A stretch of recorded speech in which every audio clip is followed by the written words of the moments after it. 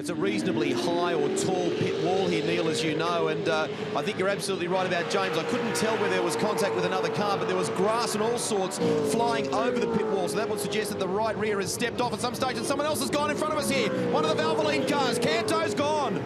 Huge moment there, and John Bowe makes light contact with him. He scattered one of the foam signs, and Canto's had a monster moment. And it's because they'll have dropped the right rear off in the long loaded left-hander at turn 7, who he's reversing. Oh, steady here, Dean. Okay, now you can. You can reverse up. Oh, you're okay. Safety car, I think, is going to be deployed. We've gone full course yellow, damage everywhere. At least the team owner can find reason for a grin. That is Gary Rogers. You hear us refer. She's got a bit of extra rear wing on it. Yeah. I don't think that's part of Operation Blueprint, that one. It's been an eventful day for Dean Canto. The car already had damage on the front left. Okay. I hope you remember to duck down there before, Rusty. Yeah, there he goes. Whoa, Runs wide. whoa. Big monster moment on the grass. And there's the sign. I think the Big Pond sign looking a little worse for wear, and eventually John Bowe makes contact at about 15 k's, so no great damage done. That could have been a lot worse. Spectacular. He got out of it not too bad, really, didn't he? John Bowe had nowhere to go, just a very light tap. Someone has gone off. Big, Turn 7. Dale Wood big and James crash. Courtney, they were involved together. What did you say about a safety car? Massive. Oh. That is very fast. That's got the it break. going. That's the break that Cam McConville's looking for here as well. But he's got it going. But will it go anywhere? Have a look, so just straight in, please. Gee, look at the damage on it.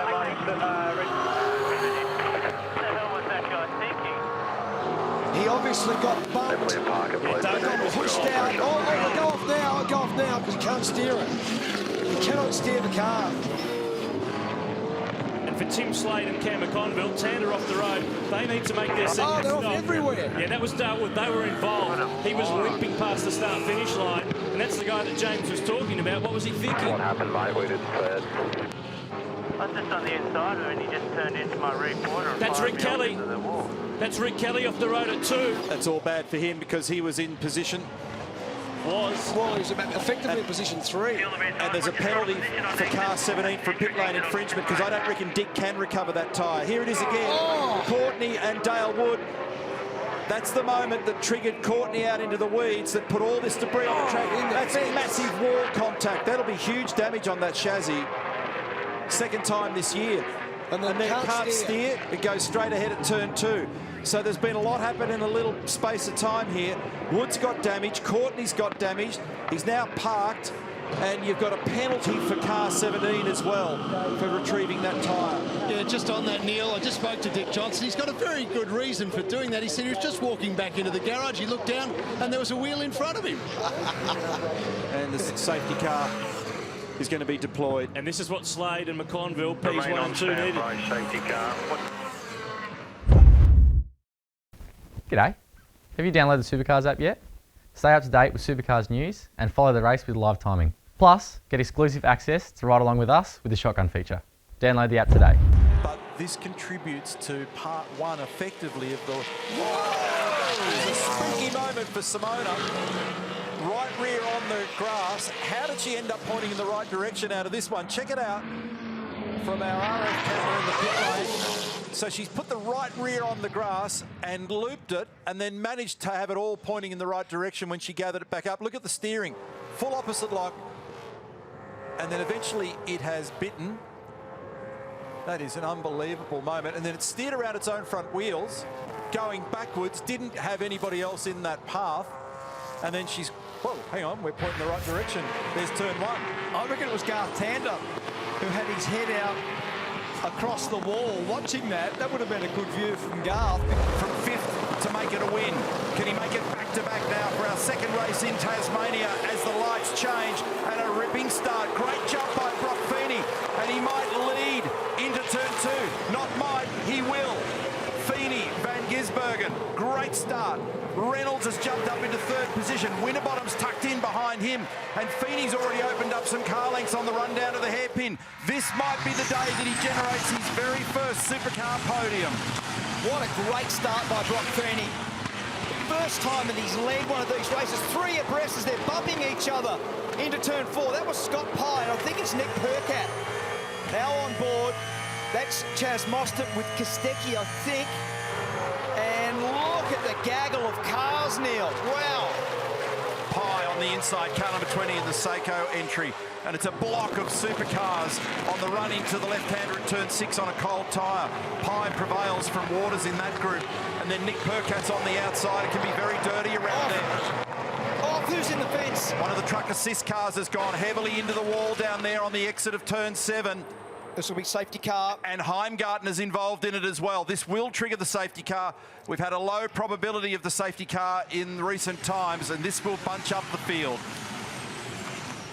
Big damage for LeBrock. Oh, and he's on the front row of the grid for the next race. That's a lot of damage. He may not be now. No, exactly. So let's hope that all is okay there. So we've got 2 cars off the edge of the road between turns 6 and 7. That's right up against the pit wall there. They're protected by the tyre barriers, and solid impact for Jack LeBrock. Great to see Jack out of the car and okay. Yeah, and Heimgartner in the R&J batteries entry. Maybe drivable, I don't know. So he's not leaping out in a hurry in case that can be resurrected and get him back out there. So Jack's on his way back, and we'll unpack the incident to understand what's gone on there. And Jacobson, I just noticed in the garage, and unless I missed that story as I was coming back to the comm box, he wasn't out there. Yeah, I didn't see it either. This jump from Brock Feeney was exceptional. The original start was perfect. Have a look at the way he's able to make it walk. Had almost no wheel spin in the second phase at the start, and gapped everybody into turn 1. Great job. And then this wild pack. So that's on board now with David Reynolds. David actually made ground on Van Gisbergen. Garth Tander said before the start that one of the small little glimpses that we see sometimes for Van Gisbergen is poor starts. That was one of them.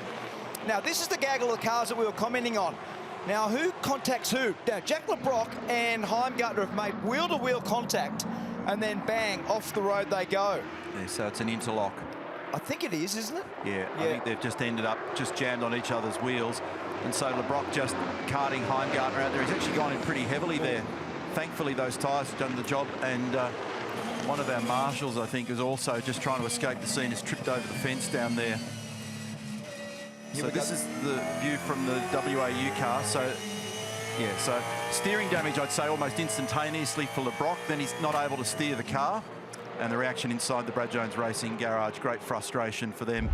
Yeah, and also to add to that, Neil, with all the spray coming on, I'm looking across to turn 6. They're all struggling to get drive off turn 6, and then this long loading turn 7 actually cambers in right in the apex, but then they're struggling to carry the throttle off to it.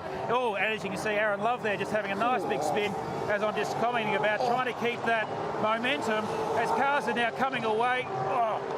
What I was also going to say is there a big puddle of water forming up at turn 6. Hey, well caught. You're a good cameraman, Lansy. You actually panned right. You actually managed to get the spin for Aaron Love in the cool drive entry. So this is all a bit awkward when you're at 90 degrees to the direction of the traffic. And then the problem here is, and you've just seen it in evidence, they've got very little in the way of steering lock on these cars, and a spool diff means the car doesn't want to turn in a hurry. And everything that's green around here is sodden. Ah, that was reverse. That was reverse. Might need to turn that one off to get to that. So yellow flags, double yellows being... Oh, seriously? They need to actually back off a little bit there, don't they? Double yellow flags being displayed, but he's got away with it. So the point is, everything in the outfield at the moment is diabolically wet. All around the back of the paddock here and the cars that are parked up. It's a real challenge. See what happened to young Aaron. Craig was describing it at the time, and he'll have just slightly come out of those tracks. Got the puddle at the curb. Yeah, that's what Craig was talking about. And then rotates. Andre Heimgartner managed to miss it. So did Macaulay Jones and Jackson Evans, all the Brad Jones Racing cars. And the Shell car was awkwardly placed there. And I was worried about him accidentally just backing into the field. There's another view of it from down at turn 2. How he didn't end up in the wall's a bit of a miracle. Not wrong. You don't often see the number of spins when you lose control. You see that there, the start of the spin, he's actually gassed it up, the first part. That's why it's whipped so much. Yeah. Got away with it. Check this out. That was the one that made me flinch. So he's showing, or continuing to show good pace. Oh, 2 cars off the road here now, and then what be another car. This will be another safety car. Yeah, so it's continued. Love and Evans. Safety car boards and flags, safety car boards and flags. Got together at the other end of the racetrack. We looked at those replays before. We looked at the replay. So he's going to be stuck down there as Brodie does another scenic tour of pit lane. 4, 3, 2, 1. Safety car pit limiters should be engaged. Okay, so this is a much bigger one. So that's a lot of damage on the rear of that SCT Logistics entry. This will help tyre life, because the big question for me in all this, after you sort out all the punch-ons that are going there at the moment, here's a bit more of this story. So that's unusual. So contact between Love and Evans, sending them both into the gravel, and in the case of Jackson, it's got him up in the concrete wall, and I think Aaron scampers out the other side. Oh, so it just hasn't given him enough road. He probably didn't know that he was right there. Be a hard spot, a hard place to see him back in that sort of left quarter view. So given that Mark Larkham raised the point before about the length of time you're going to spend on tyres, and you did as well, any relief for the tyres at this point is going to be good news for them, because we've not done anything like the potential distance that some might try to do here. Some might not too. So unfortunately, that's torn up the back of that car. 50.9 for Tim. That is a ripping time, the best we've seen, and another great number achieved by Brock Feeney. He's done a 50.94. Cam Waters has come up, and a wild moment for Thomas Randle. Makes contact in the gravel. And that was a spooky moment on the run down towards turn 2. It'll be light, if any, damage. And they're now red flagging the session. So what this is going to trigger is a pile of tales of woe. I was on my lap, and now the red flags come out, and Thomas is probably going to get this out. And Will Brown is 16th. So at the moment, the series leader has been caught by exactly what you just explained. He was on his personal best. In the grass, so Thomas bowls a big wide, and it's so wet and muddy out there, and he was probably lucky for only that right front light contact with the wall. Scary moment for him.